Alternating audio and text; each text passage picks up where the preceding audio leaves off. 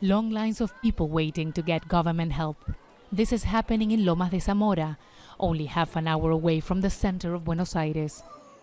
This is just one of the places in the country where the new government of Alberto Fernández has launched a program to fight malnutrition. Santiago TASIN has 4 children and has been without work for a year.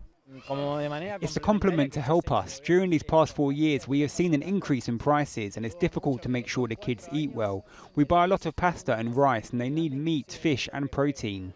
In the past year, the devaluation of the peso currency has had a strong impact on the price of food. Many of those coming here are already receiving government help. This card gives them between $50 and $90 extra a month to buy only certain food items. My husband has some temporary work, but I don't, and this helps a lot with some basic items.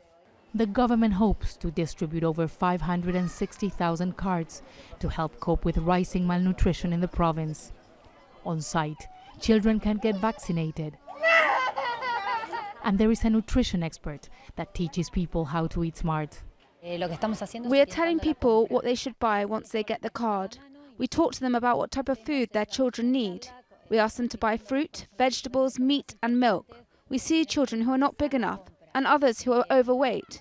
We are trying to educate them that they shouldn't buy sugary drinks that do not add to their diet. The government also hopes that these food cards will help reactivate Argentina's economy that is already struggling with recession and inflation. And even though these food cards will certainly help lots of families here that are currently struggling with the economic crisis, most analysts say that the program won't help solve Argentina's endemic incapacity to generate jobs.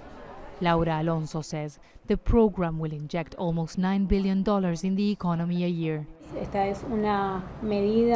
We're in an emergency trying to allow families to buy basic needs, but the objective, as the President said, is to change the economic structure in the country, to be able to generate jobs. That is what the country needs.